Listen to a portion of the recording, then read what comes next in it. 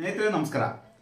Labour day ದಿವಸ ಲೇಬರ್ಗೆ ಸಂಬಂಧಪಟ್ಟಂತ ಒಂದು ವಿಡಿಯೋ ಮಾಡೋಣ ಅಂತ ಅನ್ಸುತ್ತು. ನಾನು ಸುಬ್ರಹ್ಮಣ್ಯ.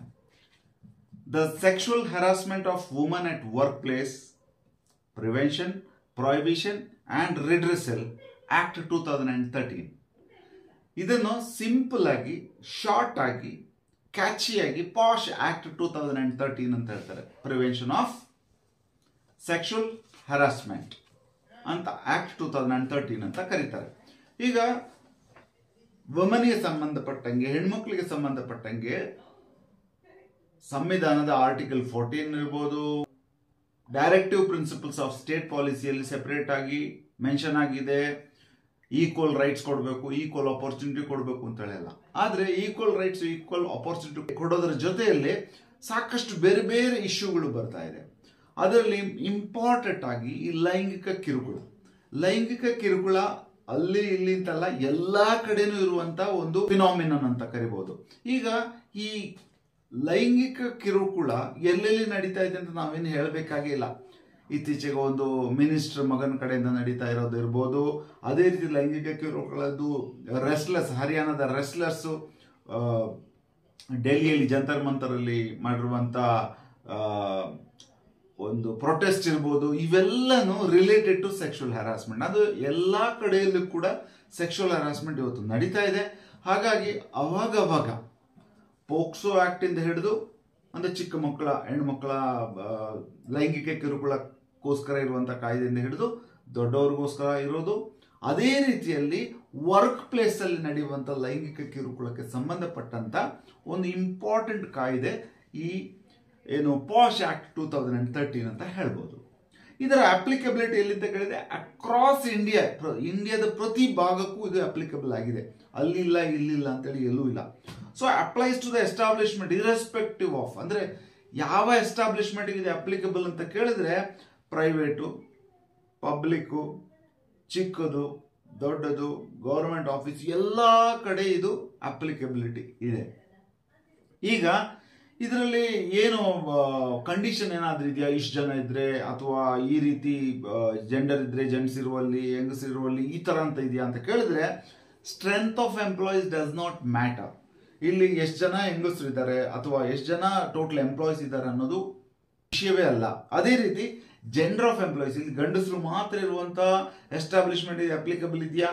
ಇದೆ ಅಪ್ಲಿಕಬಲ್. ಯಾಕಂದ್ರೆ ಅಲ್ಲಿಗೂ ಕೂಡ ಹೆಂಗಸರು ಒಂದು ವಿಸಿಟಿಂಗಿಗೆ ಬರ್ಬೋದು, ಅಥವಾ ಒಂದು ಟೆಂಪರರಿ ಸ್ಟಾಫ್ ಆಗಿ ಬರ್ಬೋದು, ಅಥವಾ ಒಂದು ಸ್ವೀಪಿಂಗಿಗೆ ಬರ್ಬೋದು, ಯಾವುದೇ ಇರ್ಬೋದು. ಹಾಗಾಗಿ ಜೆಂಡರ್ ಬೈಫರ್ಕೇಶನ್ ಏನಿಲ್ಲ ಇದಕ್ಕೆ.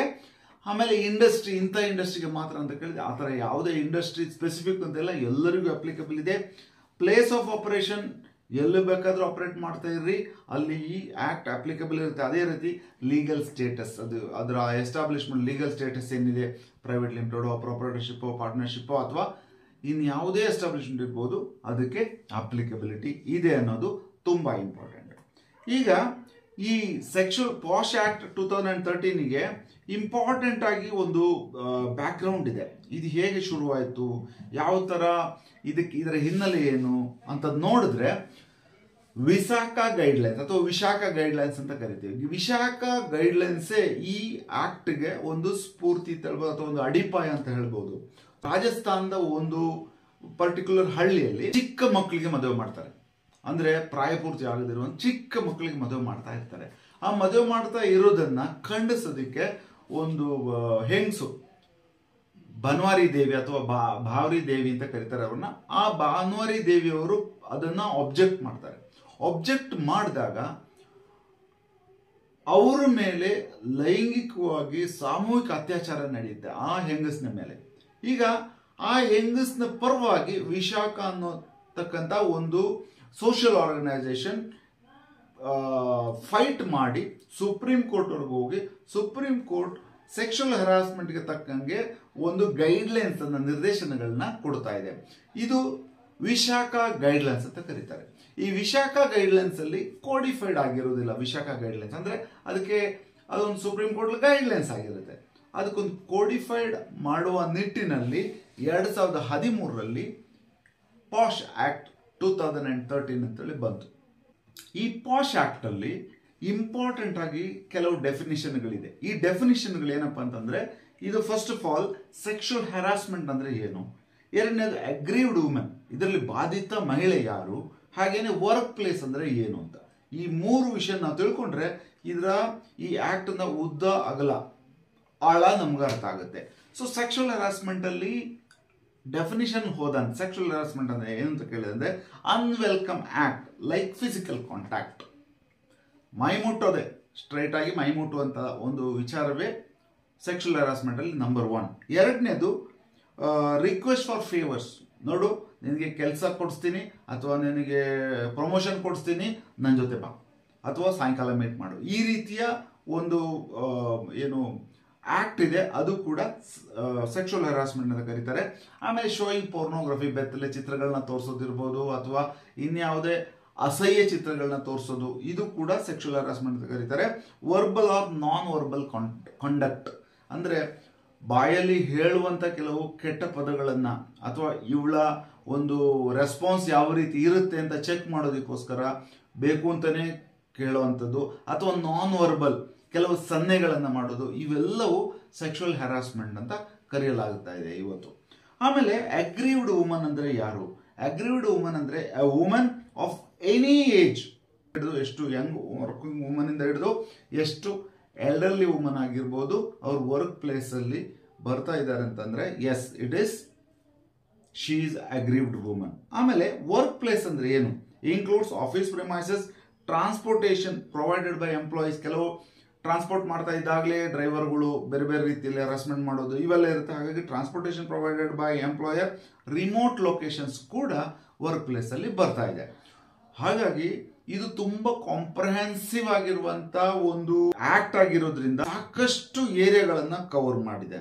ಇಲ್ಲಿ ಯಾವ್ಯಾವ ಕಡೆಗೆ ನಾವು ಇದನ್ನ ಅನ್ವಯ ಮಾಡ್ಕೋಬಹುದು ಅಂತ ಹೇಳಿದ್ರೆ, ಪ್ರೈವೇಟ್ ಎಂಪ್ಲಾಯ್ಮೆಂಟ್ ಜಾಗ ಇರ್ಬೋದು, ಪಬ್ಲಿಕ್ ಎಂಪ್ಲಾಯ್ಮೆಂಟ್ ಜಾಗ ಇರ್ಬೋದು, ಒಂದು ಟೆಂಪರರಿ ಆಗಿ ಒಂದು ಲೇಡಿ ಕೆಲಸಕ್ಕೆ ಬರ್ತಾ ಇದ್ದಾಳೆ ಅಂತ ಅನ್ಕೊಳ್ಳೋಣ, ನಮ್ಮ ಒಂದು ವರ್ಕ್ ಪ್ಲೇಸ್ಗೆ ಟೆಂಪರರಿ ಆಗಿ ಬರ್ತಾ ಒಂದು ಪೋಸ್ಟಲ್ ಕವರ್ ಕೊಡೋದಕ್ಕೆ ಒಂದು ಲೇಡಿ ಬರ್ತಾ ಇದ್ದಾಳೆ ಅಂತ ಅನ್ಕೊಳ್ಳೋಣ. She is also covered under POSH act 2013. ಇವಾಗ ಈ ಆಕ್ಟ್ ಅಲ್ಲಿ ಇಂಪಾರ್ಟೆಂಟ್ ಆಗಿ ನಾವು ತಿಳ್ಕೊಳ್ಬೇಕಾಗಿರುವಂತ ಒಂದು ವಿಷಯ ಏನಪ್ಪಾ ಅಂತಂದ್ರೆ, ಈ ತರ ಸೆಕ್ಷುವಲ್ ಹ್ಯಾರಾಸ್ಮೆಂಟ್ ಆದಾಗ ಎಲ್ಲಿ ಹೋಗ್ಬೇಕು, ಅಥವಾ ಒಂದು ಆರ್ಗನೈಸೇಷನ್ ನಲ್ಲಿ ಯಾವ ತರ ಸೆಟಪ್ ಇರಬೇಕು, ಈ ತರ ಒಂದು ಘಟನೆ ನಡೆದಾಗ ಅನ್ನೋದಕ್ಕೆ ನಾನು ಮುಂದೆ ಹೇಳ್ತಾ ಇರುವಂತ ಕೆಲವು ವಿಷಯಗಳು. ಈಗ ಉದಾಹರಣೆಗೆ 10 ಜನಕ್ಕಿಂತ ಜಾಸ್ತಿ ಇರುವಂತ ಯಾವುದೇ ಎಸ್ಟಾಬ್ಲಿಷ್ಮೆಂಟ್ ಅಲ್ಲಿ ಒಂದು ಇಂಟರ್ನಲ್ ಕಂಪ್ಲೇಂಟ್ಸ್ ಕಮಿಟಿ ಅಥವಾ ICC ಇರಬೇಕು ಅನ್ನೋದು ಒಂದು ನಿರ್ಬಂಧವಾಗಿದೆ. ಅಂದ್ರೆ ಖಂಡಿತವಾಗೂ ಇದು ಬೇಕಾಗಿದೆ. ICC ಇಂಟರ್ನಲ್ ಕಂಪ್ಲೇಂಟ್ಸ್ ಕಮಿಟಿ 10 ಜನಕ್ಕಿಂತ ಜಾಸ್ತಿ ವರ್ಕ್ ಮಾಡುವಂತ ಯಾವುದೇ ಒಂದು ಆರ್ಗನೈಸೇಷನ್ಗೆ.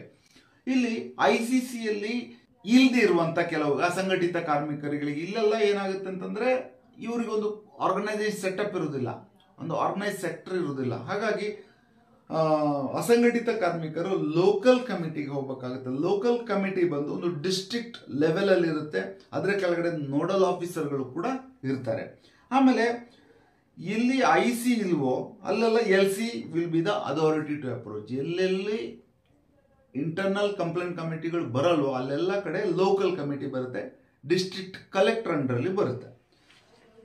ಆಮೇಲೆ LCಗಳಿಗೆ ಹೋದಾಗ, ಅಲ್ಲಿ ಅಪ್ರೋಚ್ ಮಾಡಿದಾಗ LCಗೆ ಸಿವಿಲ್ ಕೋರ್ಟ್ನ ಜೂರಿಸ್ಡಿಕ್ಷನಲ್ ಪವರ್ ಇರೋದ್ರಿಂದ he can take up the matter similar to a court proceedings. ಅಲ್ಲಿ ಅವರು ವಿಟ್ನೆಸ್ ನ ಕರೆಸಬಹುದು, ಹೇಳಿಕೆಗಳನ್ನ ತಗೊಳ್ಬಹುದು, ಇವೆಲ್ಲ ಮಾಡುವಂತ ಒಂದು ಅವಕಾಶ ಇದೆ ಇಂಟರ್ನಲ್ ಕಂಪ್ಲೇಂಟ್ಸ್ ಕಮಿಟಿ. ಈ ಇಂಟರ್ನಲ್ ಕಂಪ್ಲೇಂಟ್ಸ್ ಕಮಿಟಿಯಲ್ಲಿ ಯಾರ್ಯಾರು ಇರ್ತಾರೆ ಅಂತ ಕೇಳಿದ್ರೆ, ಪ್ರಿಸೈಡಿಂಗ್ ಆಫೀಸರ್ ಇರ್ತಾರೆ, ಅವರು ಒಂದು ಸೀನಿಯರ್ ಮೆಂಬರ್, ವುಮನ್ ಮೆಂಬರ್ ಆಗಿರ್ಬೇಕು ಕಂಪನಿಯ. ಅದೇ ರೀತಿ 2 ಎಂಪ್ಲಾಯೀಸ್ ಇರಬೇಕು. ಆ ಎಂಪ್ಲಾಯೀಸ್ಗೆ ಲೀಗಲ್ ಹಾಗೂ ಸೋಷಿಯಲ್ ವರ್ಕ್ ಸ್ವಲ್ಪ ಎಕ್ಸ್ಪೋಜರ್, ನಾಲೆಜ್, ಎಕ್ಸ್ಪೀರಿಯನ್ಸ್ ಇದ್ರೆ ಬಹಳ ಒಳ್ಳೆಯದು ಇರಬೇಕಾಗುತ್ತೆ. ಆಮೇಲೆ ಎಕ್ಸ್ಟರ್ನಲ್ ಆಗಿ ಒಂದು NGO ಕಡೆಯಿಂದ ಅಥವಾ ಒಂದು ಅಡ್ವೊಕೇಟ್ ಅನ್ನ ನೀವು ಸೋಷಿಯಲ್ ವರ್ಕರ್ನ ಆಗಲಿ ಅಥವಾ ಲೀಗಲ್ ಎಕ್ಸ್ಪರ್ಟೀಸ್ ಅನ್ನೋ ಒಬ್ಬರನ್ನ ಎಕ್ಸ್ಟರ್ನಲ್ ಆಗಿ ನೀವು ಇಟ್ಕೋಬೇಕಾಗುತ್ತೆ ಈ ಕಮಿಟಿಯಲ್ಲಿ. ಆಮೇಲೆ ಮೆಂಬರ್ ಫ್ರಮ್ ಎನ್ NGOದಿಂದ ಕೂಡ ನೀವು ಒಬ್ಬರನ್ನ ಇಟ್ಕೊಳ್ಬೇಕಾಗುತ್ತೆ ಇದರಲ್ಲಿ.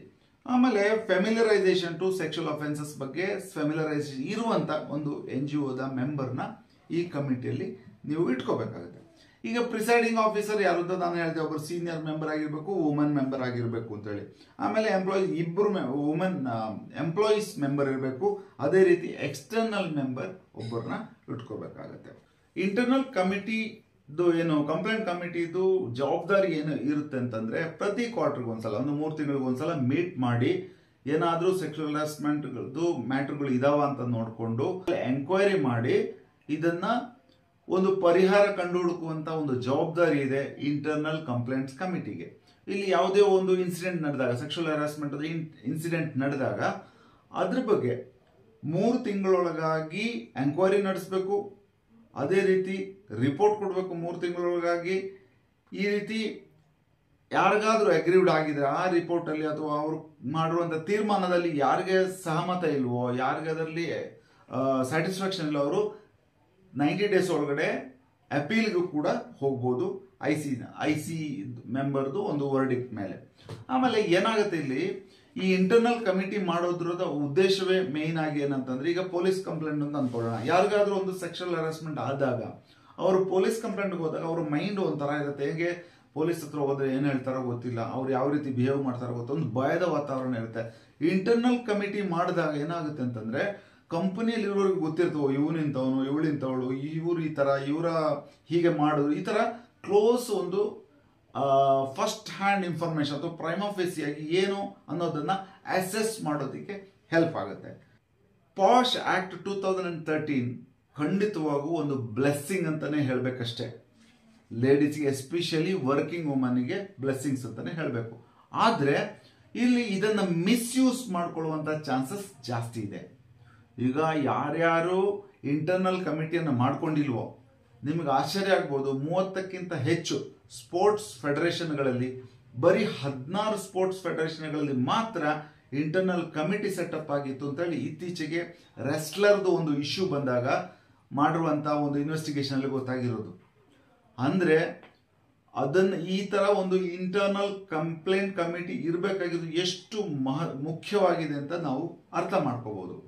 ವೋಡಾಫೋನ್ ಅನ್ನೋ ಕಂಪನಿ, ಅಷ್ಟು ದೊಡ್ಡ ಕಂಪನಿಯಲ್ಲಿ ಒಂದು ICC ಇರಲಿಲ್ಲ ಅನ್ನೋ ಕಾರಣಕ್ಕೆ 50,000ದವರೆಗೂ ಪೆನಾಲ್ಟಿ ಹಾಕಿದ್ದಾರೆ ಅಂತ ಹೇಳೋದು ನಮಗೆ ಕೆಲವೊಮ್ಮೆ ಆಶ್ಚರ್ಯ ಆಗ್ಬೋದು, ಆದರೆ ಇದು ಸತ್ಯ.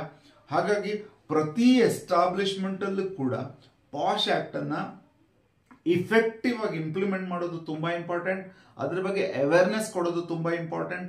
ಆಮೇಲೆ ಅದ್ರ ಬಗ್ಗೆ ಡಿಸ್ಪ್ಲೇಗಳನ್ನ ಶೋ ಮಾಡೋದು ಕೂಡ ತುಂಬಾ important. It's A mandatory requirement, applicable across India. ಪ್ರತಿ ಎಂಪ್ಲಾಯೀಸ್ಗೂ ಗೊತ್ತಿರ್ಬೇಕು, ಅಲ್ಲಿ ಒಳಗಡೆ ಹೋಗುವಂತ ಪ್ರತಿ ಎಂಪ್ಲಾಯೀಸ್ಗೂ ಗೊತ್ತಿರ್ಬೇಕು ಇಲ್ಲಿ ಪಾಶ್ ಆಕ್ಟ್ ಅನ್ನ ಇಂಪ್ಲಿಮೆಂಟ್ ಮಾಡಿದಾರ ಅಂತೇಳಿ.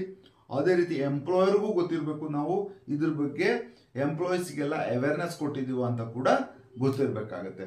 ಸ್ನೇಹಿತರೆ, ಈಗ ಎಷ್ಟೋ ಒಂದು ಆಕ್ಟ್ಗಳನ್ನ ಓದಿದಾಗ ನಮಗೆ ಹಲವಾರು ಕ್ವಶನ್ಗಳು ಬರುತ್ತೆ. ನನಗೂ ಕೂಡ ಒಂದು ಕ್ವಶನ್ ಬಂತು. ಈಗ ಒಂದು ಎಸ್ಟಾಬ್ಲಿಷ್ಮೆಂಟ್ ಅಲ್ಲಿ ವುಮನ್ನೇ ಇಲ್ಲ ಅಂತ ಅಂದ್ಕೊಳ್ಳೋಣ, ಅವಾಗ ಈ ಆಕ್ಟ್ ಅಪ್ಲಿಕಬಲ್ ಆಗುತ್ತಾ, ಹೇಗೆ ಇಂಪ್ಲಿಮೆಂಟ್ ಮಾಡೋದು ಅಂತ ನೀವು ಯೋಚನೆ ಮಾಡುವ. 10 ಜನ ಅಥವಾ 10 ಜನಕ್ಕಿಂತ ಕಡಿಮೆ ಇದ್ದಾರೆ ಅಂತ ಅನ್ಕೊಳ್ಳೋಣ. ಇದನ್ನು ನಾನು ನೋಡಿದಾಗ ನನಗೇನು ಅನ್ಸುತ್ತೆ ಅಂದ್ರೆ, ಆ ಥರ ಇದ್ದಾಗ ನೀವು ಲೋಕಲ್ ಕಮಿಟಿಗೆ ಹೋಗ್ಬೋದು ಒಂದು, ಅಥವಾ ಎಕ್ಸ್ಟರ್ನಲ್ ಆಗಿ ಒಬ್ಬರನ್ನ ಹೈರ್ ಮಾಡಿ ನೀವು ಒಂದು ಕಮಿಟಿನ ಸೆಟಪ್ ಮಾಡ್ಕೋಬಹುದು ಅಂತೇಳಿ ನಾನು ಕೆಲವು ಕಡೆ ನೋಡಿದೆ.